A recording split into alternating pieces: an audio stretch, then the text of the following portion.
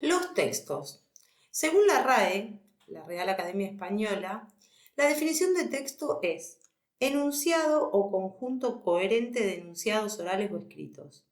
A su vez proviene de la palabra latina textus, que a la vez también deriva de otra palabra latina, el verbo texere, que significa tejer, trenzar, entrelazar. Entonces, ese conjunto de enunciados podemos decir que es un tejido de palabras. ¿De dónde vienen los textos? Como los seres humanos vivimos con otros en sociedad, para comunicarnos generamos enunciados. Un enunciado es un acto de habla concreto y real. Un mensaje que un enunciador elabora para un destinatario en un momento y una circunstancia precisos. Los textos y su creación generalmente dependen de las necesidades de la sociedad de que se trate. Por eso, por ejemplo, es fácil encontrar un enunciado llamado boleto de colectivo en una ciudad urbana y difícil encontrarlo en la selva o en el desierto. Características de los textos. Los textos son unidades de comunicación, por lo que la forma y finalidad que adopten dependen de las intenciones comunicativas del emisor. Además, en función de la situación comunicativa de la que surjan, tendrán diferentes características y estructuras. No todo conjunto de oraciones puede ser considerado un texto. Para serlo, debe cumplir con las 4 propiedades que se enuncian a continuación. Adecuación. Los textos deben constituirse en función del registro y la variedad dialectal del ámbito en el que circulan, y adecuarse a la situación comunicativa en la que están inscriptos. Coherencia. Implica la unidad temática entre las partes del texto, que deben relacionarse entre sí y permite su comprensión global. Cohesión. Establece la relación entre los elementos del texto mediante recursos léxicos o gramaticales que permiten conectar los elementos textuales y aportan a la comprensión específica de cada parte del texto. Corrección es el reposo de las reglas ortográficas y normativas propias de una lengua e implica un proceso de revisión continua a lo largo de la producción del texto. El texto en contexto. La lengua, lejos de ser un conjunto de normas estáticas, es parte fundamental de la dinámica social. Por lo tanto, no todos los textos presentan el mismo nivel de coherencia, cohesión, adecuación y corrección. Al tratarse de una unidad comunicativa, un texto puede ser más adecuado pero menos cohesivo, o no tener una corrección perfecta, por ejemplo.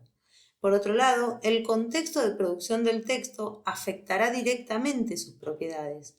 Tanto las formas de adecuación como las normas ortográficas y gramaticales acompañan a las transformaciones culturales y sociales. Intertextualidad. Es la relación que establece un texto con otros producidos anteriormente, es decir, el diálogo entre diferentes textos. Es un tipo especial de contexto que hace referencia a todos los textos leídos o escuchados previamente. Influye tanto en la producción como en la comprensión. Todo emisor ha sido antes receptor de muchos textos y eso se plasma en el nuevo texto, que no solamente presenta su voz, sino todas esas voces que ha adquirido previamente y que están en su memoria al momento de producir. Con ellos establece un diálogo y esa relación se denomina intertextualidad. Entonces, ningún texto es original y único. Cuanto más conocimiento tengamos, mayor será la capacidad de interpretar, comprender y analizar la información recibida y podremos producir textos más ricos. Evolución del término intertextualidad. Michel Bakhtin aporta 2 conceptos principales.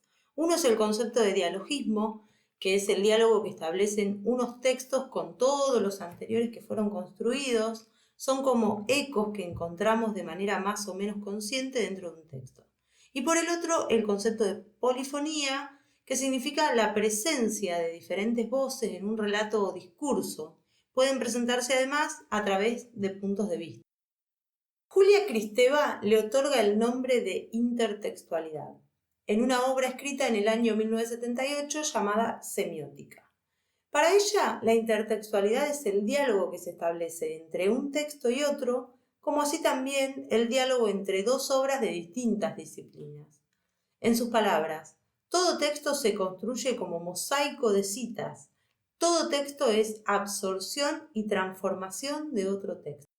Gerard Genet le otorga el nombre de relaciones de transtextualidad.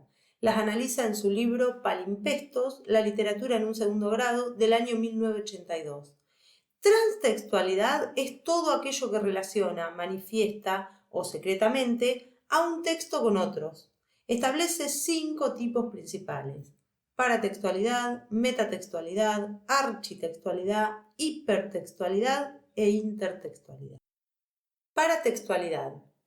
Paratextualidad es la relación que se da entre el texto y sus paratextos. Ejemplo de ello son los títulos, subtítulos, índice, etc.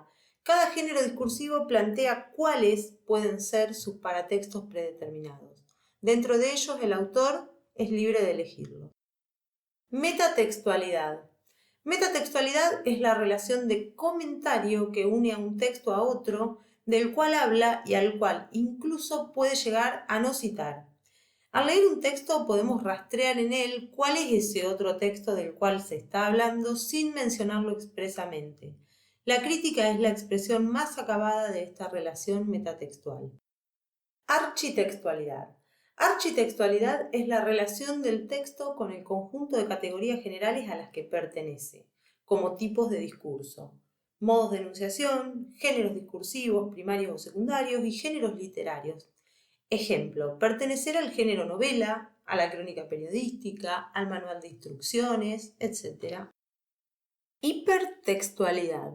Existe un texto original llamado hipotexto, del cual deriva otro llamado hipertexto. El que nos llega a nosotros, los lectores, es el texto derivado o hipertexto. El hipotexto está presente solo implícitamente. El hipertexto puede derivar de 2 formas. Uno es de la transformación y otro es de la imitación. Transformación. Un texto deriva de otro en el cual se inspira para transformarlo de alguna manera. La transformación siempre es simple y directa. En la transformación, el hipertexto o texto derivado se aparta del texto original buscando una creación con características y sentido propio. Las formas de transformación son la parodia, en que el hipertexto efectúa una transformación mínima del hipotexto, su intención es lúdica, es decir, el juego. Travestimiento es una transformación de estilo cuya función es satírico, es decir, degradante. Y por otro lado, la transposición. Esta transformación es seria y es la más importante de todas las prácticas hipertextuales. La amplitud textual y la ambición estética o ideológica del hipertexto llevan a ocultar o hacer olvidar el carácter hipertextual. El hipertexto se aparta de su hipotexto. Imitación. Es también una transformación, pero más compleja e indirecta, ya que exige la constitución previa de un modelo de competencia genérica capaz de engendrar un número indefinido de imitaciones. Para imitar hay que adquirir un dominio, al menos parcial, de los rasgos que se ha decidido imitar.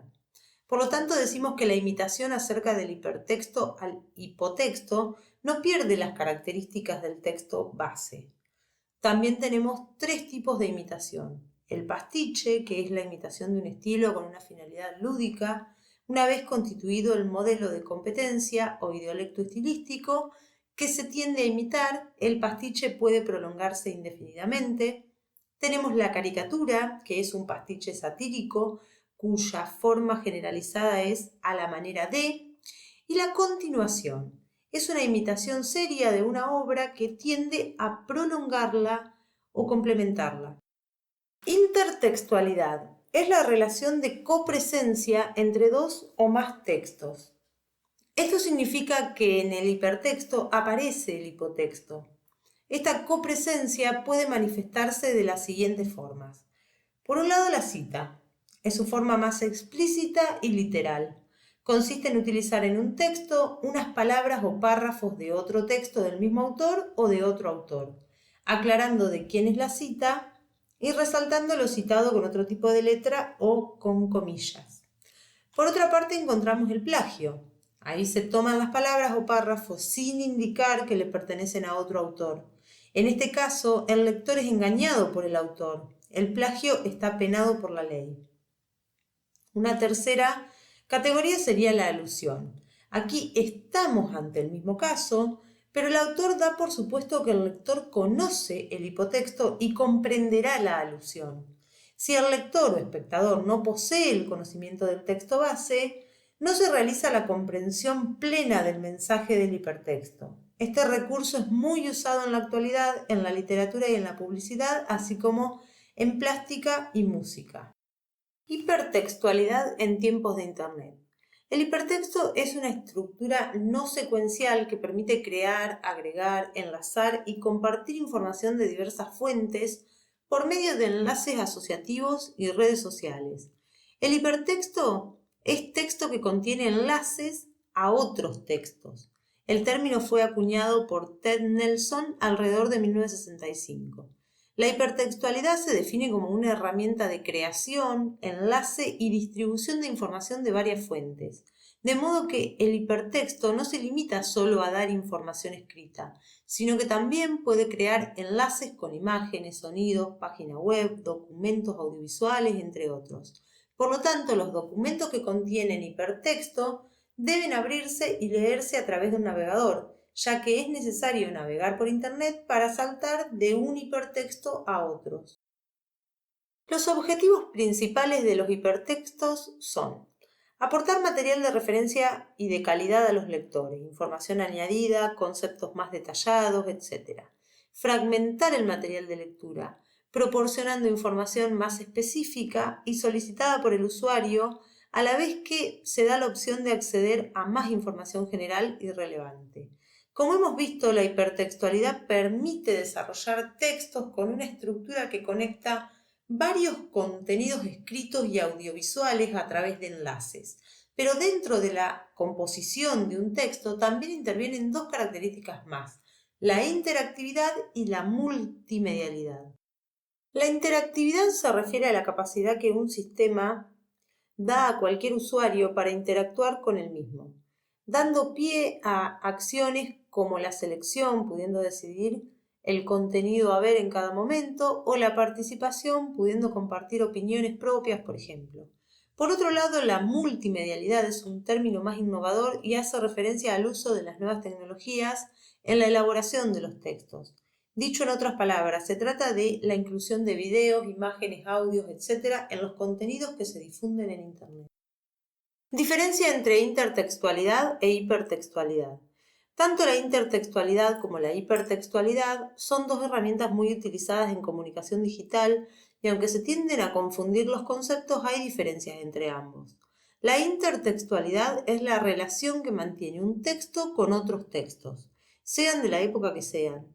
El conjunto de textos relacionados constituye un solo contexto que influirá tanto en la producción como en la comprensión del discurso final. La hipertextualidad, en cambio, se compone de un hipotexto que se identifica como la fuente principal que contiene links a un segundo texto, el hipertexto. Tipos de hipertexto. La estructura del hipertexto se compone de tres elementos esenciales. Los nodos, se trata de unidades básicas que contienen toda la información.